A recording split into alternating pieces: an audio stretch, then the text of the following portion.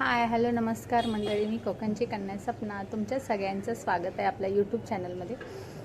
आज मी तुमच्यासोबत परत एकदा अशी गावची रेसिपी शेअर करणार आहे। म्हणजे गावची म्हणण्यापेक्षा गावी गावावरून अळू पाठवून दिलेलं आहे सासूबाईंनी।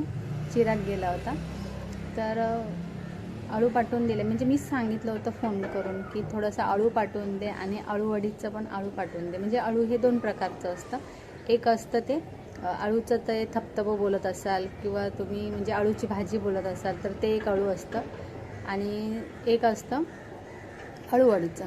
तर ते अळूवडीचं पण दिलेले आहेत, अळूवडीची पानं पण दिलेली आहेत, आणि हे जे अळू आपण बनवतो ना तर थपथपं, तर ते पण अळू दिलेले आहे। तर मी आज तुमच्यासोबत रेसिपी शेअर करणार आहे। रेसिपी लास्टपर्यंत नक्की बघा।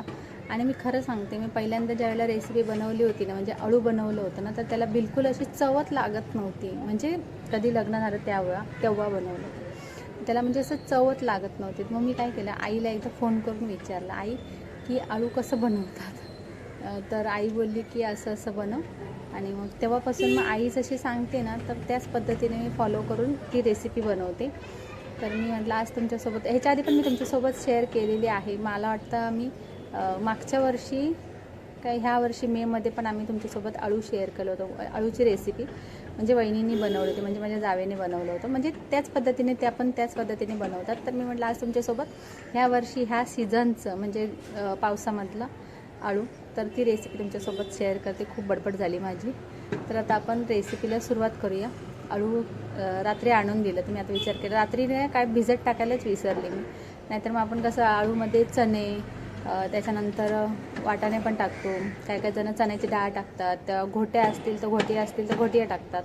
तर माझ्याकडे ते काय नव्हतं, तर मी आता बघूया, आता रेसिपी बनवते आणि मग तुम्हाला तसं शेअर करते की काय काय त्याच्यामध्ये ॲड करणार आहे। आणि जे सगळं काय ॲड करते ना, तर ते मी तुम्हाला खाली व्हिडिओच्या खाली डिस्क्रिप्शन असतं ना, तर तिथे तुम्ही नक्की चेक करा की काय काय मी जेव्हा ती रेसिपी बनवते ना, त्या रेसिपीला मी काय काय इन्ग्रेडियंट्स वापरलेले आहेत, तर ते मी त्या व्हिडिओच्या खाली देत जाते। तर तिथे तुम्ही नक्की चेक करत जा। चला आपण आता व्हिडिओला सुरुवात करूया। खूप बडबड झाली माझी। तर मंडळी, ही आलेली आहे गावावरून भेट। गावची भेट म्हटलं की थोडीशी मनाकडे अगदी स्पर्श करणारी गोष्ट आहे। म्हणजे गावावरून आलेली कोणतीही गोष्ट असू दे, तर आमच्या सासूबाईंनी इथे 2 नारळ, आपल्या नारळाच्या झाडाचे, त्यानंतर ही आहेत अळूवड्याची पानं, आणि एक शेंगदाण्याच्या लाडवाची पिशवी, आणि हे 13 म्हणजे अळू। तर हे आपण हे पातळ बनवणार आहे। तर त्याची रेसिपी आता तुमच्यासोबत झटपट पटापट रेसिपी शेअर करते। तर इथे हे आता अळू मी घेतलं।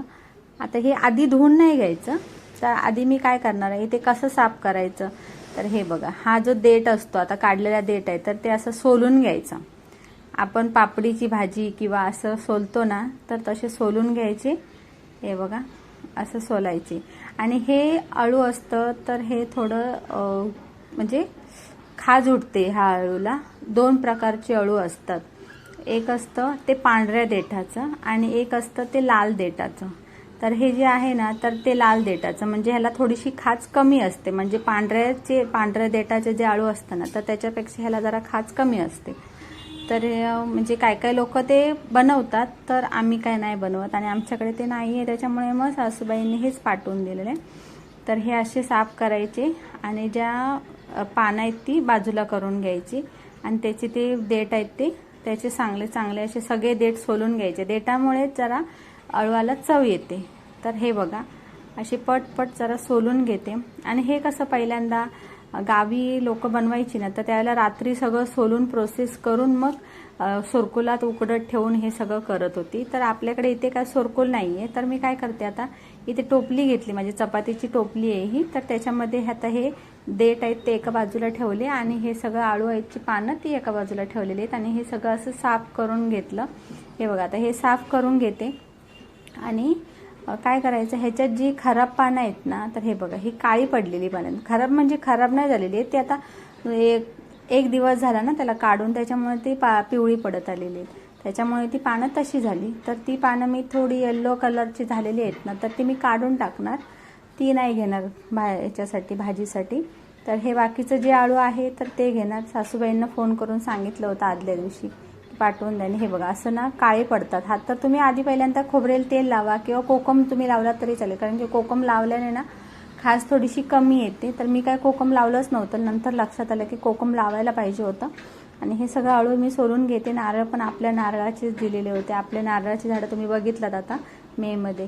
हे माझं आळू सोलून झालं आणि एवढी सगळे त्याची सोललेले दांडे सोलले ना हे, तर त्याची ही सगळी काढून घेतलेले आहे. तर हे आता टाकून देणार आहे. त्यानंतर ही एका टोपलीतलं अशी आळू आहे. तर गावाला काय करतात हे बघा, हे असे देठ आतमध्ये टाकतात, त्यानंतर थोडीशी पानं आतमध्ये टाकतात.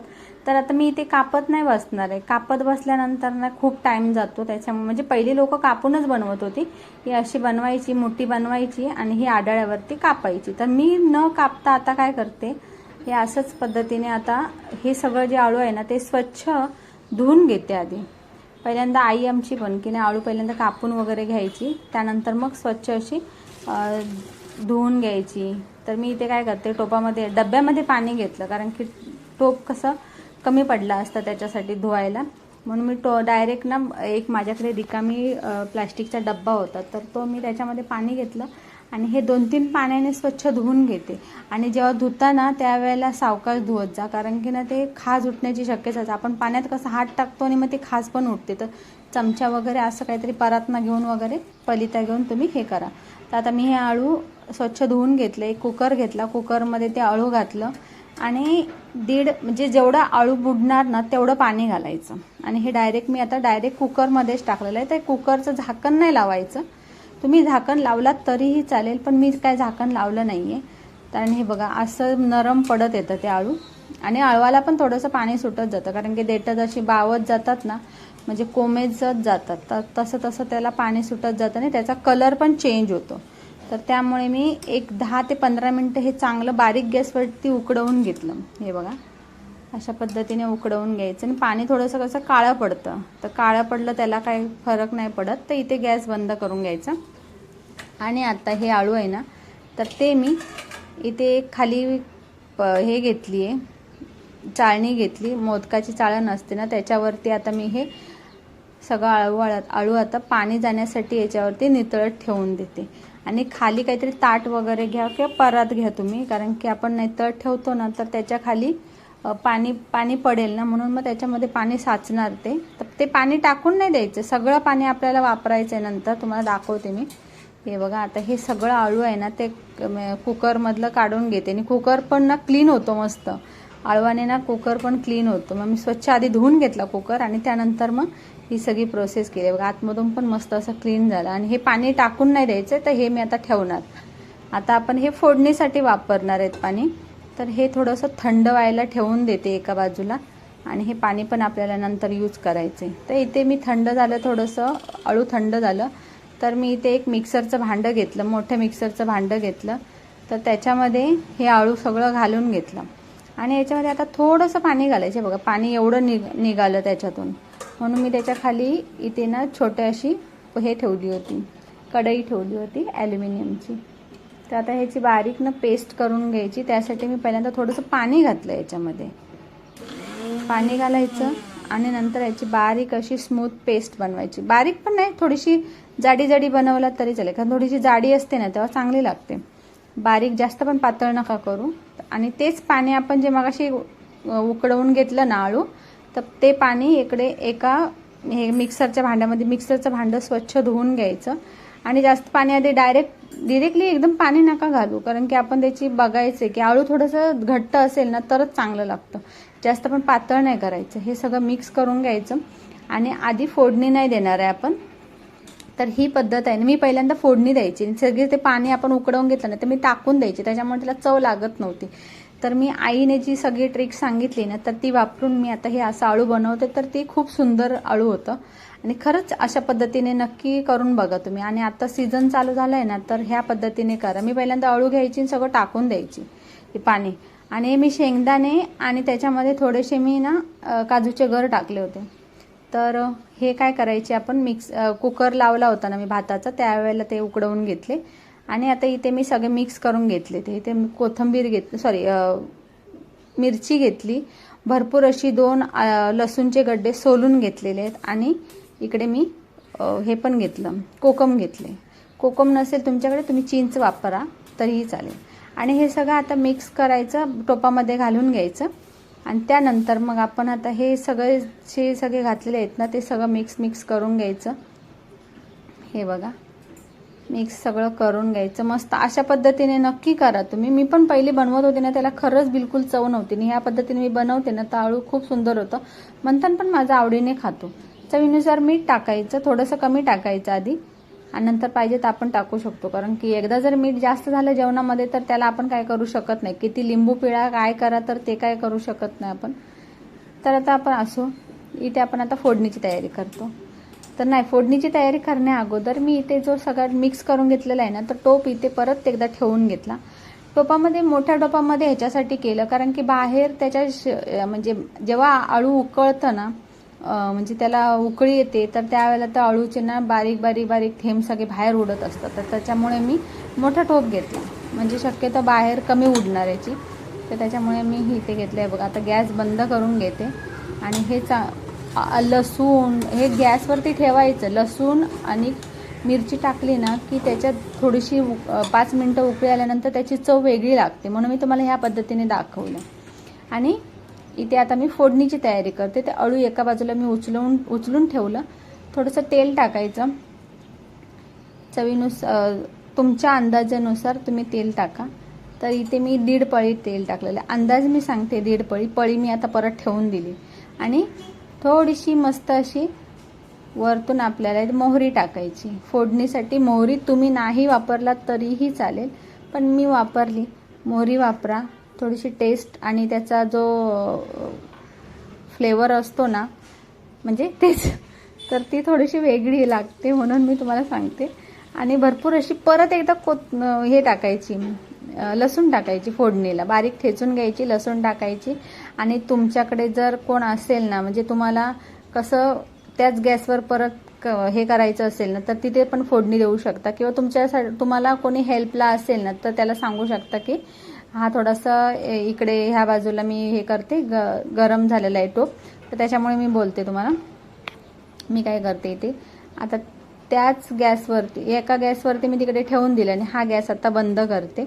आणि परत तो एका हाताने मी पकडीने टोप इथे घेते आणि इथे फोडणीला देते. तुमच्या जवळ कोणसा असेल तर, मुलं असतील, लहान मुलं असतील तर बाजूला करा आणि ही सगळी प्रोसेस करा, कारण की खूप भीती वाटते. झाकण हातात ठेवायचं, पटकन अशी फोडणी द्यायची. आई काय करायची, ठिकरी मारायची, म्हणजे जी आपली बनती असते ना तर ती चुलीमध्ये टाकायची, लाल लाल करायची आणि मस्त अशी ठिकरी द्यायची त्याला. हे बघा आता हे जे सगळं उरलेलं आहे ना तर ते परत एकदा मी त्याच्यामध्ये अळू टाकते आणि मस्त असं परत फोडणी देते. 1-5 मिनटं परत झाकण ठेवून द्यायचं. आणि अशा पद्धतीने तुम्ही नक्की बनवा. आणि ही जी माझी पद्धत आहे, असं कोण कोण आळू बनवतं ते पण मला कमेंटमध्ये सांगा. तुम्ही असं आळू बनवतात का? आणि हे बघा मस्त असं आपल्या इथे आळू, हा वास पण एकदम भारी येतो.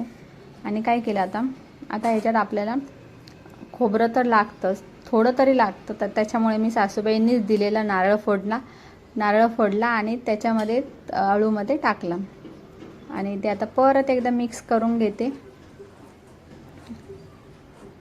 आणि बघू शकतात मस्त अशी सुंदर आपल्या अळूची रेसिपी झालेली आहे.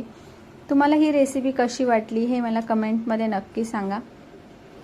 आणि हे असं गरमागरम अळू आणि ह्याच्यासोबत जर नाचण्याची भाकरी असेल ना तर खरंच लाजवाब कॉम्बिनेशन. तर इथे मी आता एका वाटीमध्ये काढते, या तुम्ही पण अळू खायला. आणि आमच्याकडे ना गणपतीला ऋषीपंचमी दिवशी जे आळू बनवतात ना ती टेस्ट मला अजून कुठेच भेटलेली नाही आहे. तर खूप सुंदर असं आळू बनवतात. तर त्या पद्धतीने मला तर काही येत नाही, पण पद्धत हीच असते. पण असो, तर ही रेसिपी तुम्हाला कशी वाटली कमेंटमध्ये मला नक्की सांगा. आज आमच्याकडे आहे अळू, चपाती, संध्याकाळी भाकरी बनवणार आणि आहे मटकीची भाजी. तर तुम्हाला कशी वाटली रेसिपी कमेंटमध्ये नक्की सांगा. आवडली असेल तर लाईक करा, शेअर करा आणि सबस्क्राईब करायला विसरू नका. तुम्ही कसं बनवता ते पण सांगा मला.